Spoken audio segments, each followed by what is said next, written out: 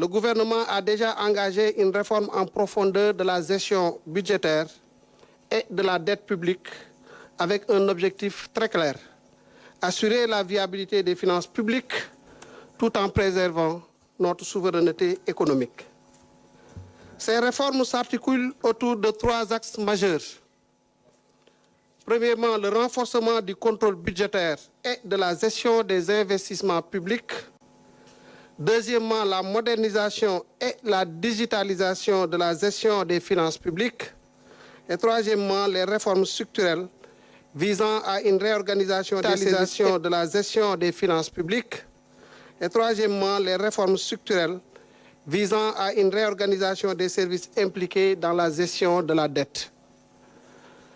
Ces réformes structurelles seront traduites comme suit et mises en œuvre de manière séquencée. Premièrement, il faudra améliorer la qualité comptable et de l'information financière à travers la mise en place d'un système d'information intégré de gestion des finances publiques, garantissant un meilleur contrôle des dépenses et des financements. Cette modernisation permettra d'améliorer la qualité et la fiabilité des données financières, de faciliter leur accessibilité et d'assurer la sincérité des comptes publics. Un contrôle plus strict des projets financés sur ressources extérieures, avec la désignation d'un agent comptable chargé du suivi comptable des projets financés à cet effet. Et cette mesure vise à assurer un contrôle rigoureux et une meilleure gestion des engagements financiers du pays. Il faudra aussi veiller à la réorganisation du réseau comptable afin d'accélérer la centralisation des données, d'améliorer leur fiabilité et d'optimiser la gestion de la trésorerie de l'État. L'intégration de supports indispensables facilitera la fluidité des opérations comptables et garantira une meilleure traçabilité des flux financiers. Le deuxième axe porte sur la réforme de la gestion de la dette publique. Et il s'opérera à travers le retour à l'orthodoxie en matière de gestion de la dette par une centralisation des fonctions de négociation, d'utilisation et de gestion de la dette publique.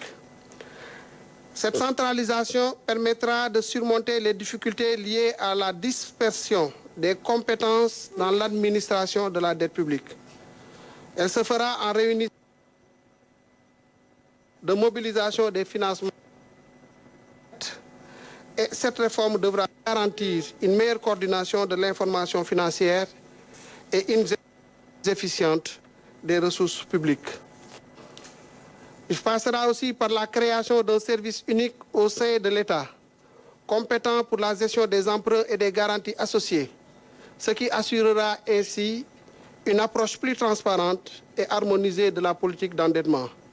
Le troisième axe porte sur le renforcement de l'efficacité et de la transparence des finances publiques. Il s'opérera à travers le renforcement du dispositif de collecte et de fiabilisation des informations sur les finances publiques. L'instauration d'une déclaration de responsabilité personnelle de tous les agents impliqués dans la production de l'information financière. Mesdames, Messieurs, ce rapport marque un tournant décisif.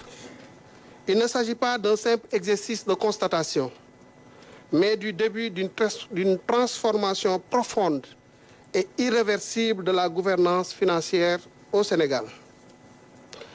Notre responsabilité est de faire mieux pour aujourd'hui et pour les générations futures. Nous devons rétablir la confiance, renforcer la souveraineté financière et garantir une gestion publique exemplaire. Chaque franc dépensé doit désormais être justifié.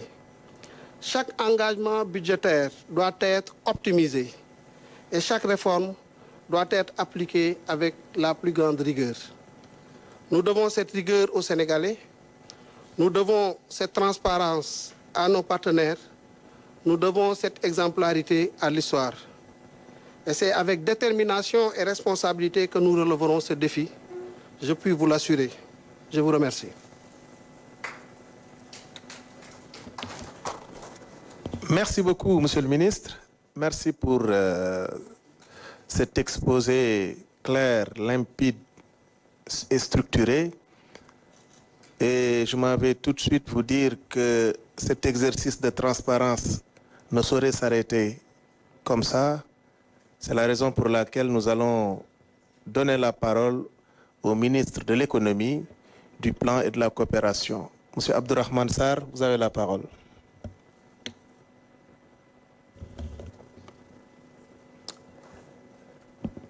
Alors, je vous remercie, Monsieur le ministre. Mesdames, Messieurs les représentants des médias, chers compatriotes, Mesdames et Messieurs, comme mon collègue ministre des Finances et du Budget vient de le dire, le Sénégal s'est engagé dans une ère nouvelle de transparence et de vérité, car rien de durable ne peut se construire dans le mensonge. Nous étions ici, il y a quelques mois, pour vous faire l'économie du rapport de l'Inspection générale des finances que le ministre des Finances et du Budget avait commandité par la volonté du chef de l'État et du Premier ministre de redresser le pays à partir de la vérité. L'audit de la Cour des comptes a confirmé ce qui avait été dit avec une ampleur plus grande sur les déficits et donc sur la dette qui a été accumulée ces dernières années. Cette dette était à 99,7% du PIB à fin 2023. Beaucoup de dépenses ont été engagées en dehors des circuits budgétaires normaux et sans autorisation parlementaire. Ceci a été rendu facile par des pratiques budgétaires qui consistaient, d'une part, à effectuer des transferts budgétaires dans des comptes de dépôt de l'État afin de pouvoir effectuer des dépenses supplémentaires non autorisées et pouvoir assurer le service de la dette cachée, contractée sans autorisation parlementaire. Certaines de ces dettes, dans une moindre mesure, venaient du secteur bancaire local.